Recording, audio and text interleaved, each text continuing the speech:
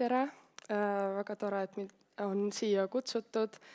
Mina olen Doris Pajumäe Eestimaa Ülikoolist ja olen bakalaureuse 3. aasta tudeng. Mina räägin kormoranide toidulauast Võrtsjärvel ja Peipsil. Meie uurisime siis 2 kolooniat Tondisaarel Võrtsjärvel ja Salusaarel Lämmijärvel. Kormoranid pesitsevad rannikukividel, puulatvades ja väikestel saartel ning nad püsivad meil Eestis aprillist oktoobrini. Mida me siis teinud oleme? Välitöödest me oleme läbi viinud võrgupüügi, kus me kasutasime ujuvaid ja uppuvaid võrke, määrasime ja analüüsisime kalu, ehk siis mõõtsime ja kaalusime, kogusime räppetompe ja välja oksendatud kalajääke ning viisime läbi toitumisvaatlusi ja jälgisime pesasid droonidega. Laboritööd tehti räppetompude analüüsina. Räppetompudest uuriti säilinud liigiomaseid osakesi ehk siis karpkaladel lõualud ja neeluhambad ja siis teiste liikide lõualud. Andmeanalüüsist siis tegime toitumisperioodide võrdlust ja toitumisindeksite arvutamist. Esimene uurimiskoht oli siis Tondisaar Võrtsjärvel. Võrtsjärve pindala on 270 ruutkilomeetrit, mille peale oli siis 470 lindu keskmiselt kuude peale.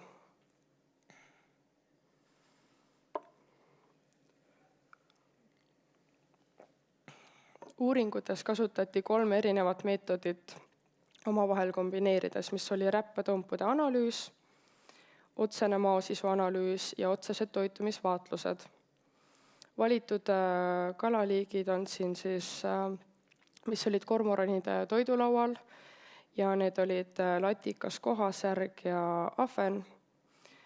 Kokku leiti 12 liiki, mida nad tarbisid ja räppetompasid koguti maist septembrini Tondisaarelt ja septembris lisaks veel Heinsaarelt. Nagu näha on, siis nad toituvad majanduslikult tähtsatest kalaliikidest, kuigi Võrtsjärve koloonia on veidi pisem. Ja uuriti siis kokku 508 räppetompa. Siin on näha siis palju üks lind sõi ööpäeva jooksul kala, nii biomassilt kui ka arvukuselt. Juuni on siis pesitsusaeg, kus nad peavad poegi toitma, nii et siin nad on umbes pool kilo kala söönud ööpäevas ja umbes 4 kala teeb see. Ja september, mis on siis pesitsusjärgne aeg, seal nad sõid 300–400 grammi kala ja umbes 4,5 kala ööpäevas. Siin on näha söödud kalade keskmist pikkust 2 aasta peale. Kõige pikem kala oli angerjas, mille pikkuseks oli siis 70 sentimeetrit, latikal 34 sentimeetrit ja kohal 40 sentimeetrit.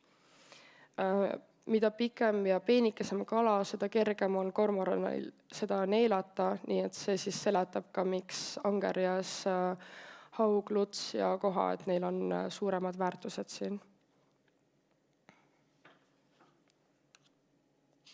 Teine uurimiskoht oli Salusaar Lämmijärves, mis on siis 336 ruutkilomeetrit ja selle peale on 2000 pesitsuspaari. Seda me uurisime koos Priit Singeli, Arvo Tuvikese ja Helen Agasillaga ja saime siis teada, et mis kalad seal liiguvad ja keda kormoranid valivad. Ja panime kirja nii arvukuse kui ka biomassi. Siin on nüüd näha sügisene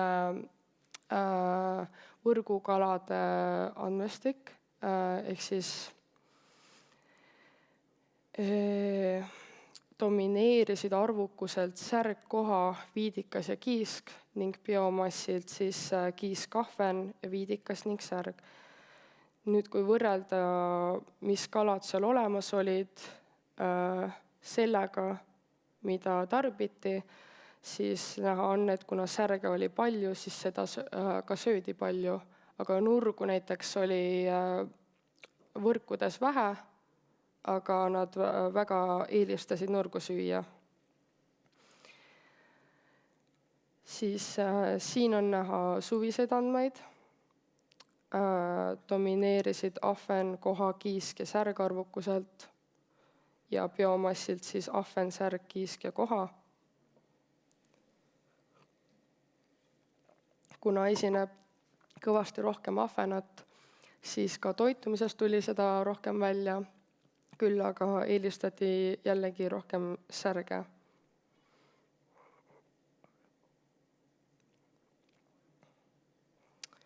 Siin on näha siis Tondisaare ja Salusaare söödud kalade pikkuse võrdlust. Peipsil eelistati või on söödud rohkem karplasi, aga muidu on suht sarnased andmed.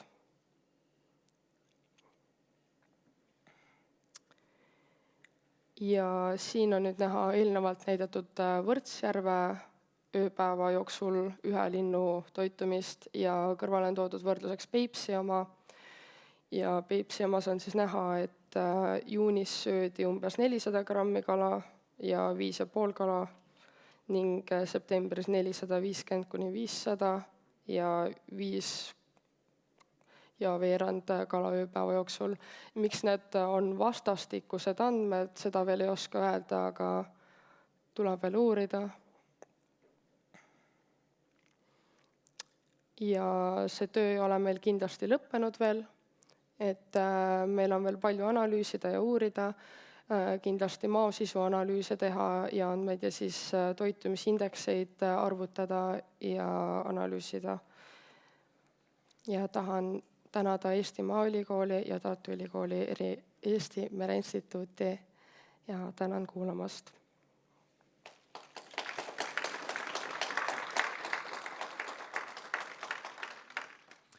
Suur tänu ja väga oodatud on küsimused. Tulen ka siia lähemale torisele, et saab pihta hakata küsimuste küsimisega. Et on tulnud üks küsimus, kommentaar, vaatame. Söödud kalade pikkust vaadates tundub, et Eestis söövad kormoranid sama suurt kala kui mujal Euroopas. Võib siis küsimuseks selle pöörata, et kui sa oled vaadanud näiteks oma töö juures ja töö ajal neidki uurimisi tehes, on kuidagi võimalik võrrelda, et kuidas need Eestis söödud kalad on võrreldavad muude uuringutega, mis on mujal Euroopas tehtud? Ma ei olegi tegelikult uurinud veel, ma ei ole hakanud seda bakalaureusetööd kirjutama, aga ma ei ole uurinud, mis suuruses kalu nad mujal Euroopas söövad, aga see on... Võib nii olla, eks? Võib täitsa olla, jah. Et see on ju loogiline. Jah. Väga kena, võib ju oletada, et kui on sarnaste tingimustega veekogud, siis seal teatavad sarnasused samade kalaliikide populatsioonides võivad esineda ja nii ka kormoranide toidulaual. Vaatame veel, kas tekib siia meile mõni küsimus või kommentaar juurde. Või minul tekkis see mõte, et kuidas... Mida sina praegu senist tööd tehes oled pidanud kõige olulisemaks, et kui näiteks tekib võimalus ja soov, et edasi kormoranide toitumist uurida, siis kas seda mastaapi peaks muutma, tahaksid sa juba siis kaasata peale järvede, vaadata ka rannikumerd, oled sa vaadanud, et kuhu see, kui on see töö vormistatud, et kuhu edasi, mida võiks veel täpsemalt vaadata, et saada seda aimu kormoranide toitumisest täpsemalt ja värskemalt? Ma arvan, et ongi kaks nagu põhiasja, mida tuleb uurida, et on see sisevete veekogud, kus on kormorani kolooniad ja siis rannikumeri. Et ma saan aru, et just Eesti Mereinstituut on vist natukene uurinud seda rannikumere ala, aga et ma arvan, et need kõik andmed kokku panna ja kõik koos rääkida nendest, siis leiab küll lahenduse. väga hea. Vaatame siin kenasti juba inimestel mõtted tekivad samal ajal. Vaatame, kui sulle sobib, küsime veel midagi. Et Lämmijärve suvine ahvena rohkus on märkimisväärne, kuid kormoran seda ei taha, eelistab särge. Kas sellele on võimalik kuidagi mingit selgitust leida? Miks ta võib eelistada särge? See oleneb võib-olla suurelt sellest, et kui suur on sel perioodil särje ja ahvena suurus, et väiksemat kala on muidugi kergem neelata ja kergem kätte saada. Et võib-olla suurusest oleneb see, aga ma ei oska öelda, millest see valivuse seal tuleb. Et minu arust oli väga huvitav ka see, et nurgu oli võrkudes vähe, aga nad väga eelistasid nurgu süüa. Selge. Ja on siin üks selline väike täpsustav küsimus veel, et kuidas selgitati välja just see päevane tarbimiskogus, on võimalik siia tuua näide, et mis see täpne metoodika oli? Ma arvan, et sellele oskab vastata Priit Singel. Selge. Kuulame Priidult, aga meil on vaja vist natuke ühte mikrofoni abi ka. See ei pruugi meid aidata. Me vaatame, saame ikkagi, kohe tuuakse mikrofon. Sest meil on ülekandekuulajad ka ja samamoodi tahavad meid sünkroontõlkijad kuulda. Nii et kuulame. Tere, jah, mina olen Priit Singel ja natukene siin Torist juhendanud, aga see on tehtud ikka räppetompude alusel sööpäevane, sest et üldiselt on lähtutud sellest põhimõttest, et üks räppetomp päevas. Ja see on selle järgi võetud see. Ja see on selline kormorani klassika või? Jah, see on selline suhteliselt tavaline lähenemine sellele. Selge. Et siin on kindlasti võib olla siin väikseid puudujääke, aga millisel metoodikal ei ole. Selge. Me täname selle abistava selgituse eest. Ma loodan, et vähemalt mingi osa vastusest saadi. Nii, üks küsimus tuleb siit veel ja kuulame inglise keeles. Küsimusi. Yes, please. Doris, I would like to ask you also a little bit about methodology, because we have also worked for many years with pellet analysis for cormorants. Did I hear it right when I heard that you are using both ortholids but also jaw bones to look at the fish, or are you only using the ortholids? Both, yeah. Maybe I can all again. Et on nii lõualuud kui ortholids. Nii ortholids on. Actually, mostly the bones and yes, because Find that better, easier, because you know there's all these problems about the ortholids being worn out. yes, exactly. We have tried in the Virtue with ortholids, but we had many problems with them to actually put together the data, and then we just started to look the bones. Yeah, but that's a special thing, because most people always just look at ortholids. So next question will be to Doris: how much time do you spend per pellet? Yeah. Can you repeat the question for the microphone? Yes. Okay, yeah, sorry. No, yeah, so the online people can hear it. No, I'm super interested in this. We can talk about that later also, but using the bones instead of the ear stones would certainly have some benefits if it's possible. But I was wondering about the time consumption. How much time? You said you went through 200 and some pellets in total, or was it 600? A lot of them. 500, okay. So how much time did you spend per pellet? Kui kaua siis ühe räppetombu Thank you. aega läks? Around 2 hours. Okay. 2 hours pellet.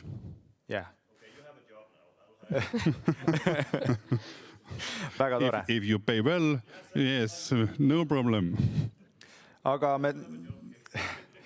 me täname väga heade küsimuste ja tähelepanekute eest ja loomulikult on siin ka üks kommentaar tulnud ja me usume, et me liitume kindlasti kõik sellega, et edu Torisele, hea kui meil on noori spetsialiste peale kasvamas. Suur tänu, teeme Torisele veel ühe aplausi. Aitäh sulle!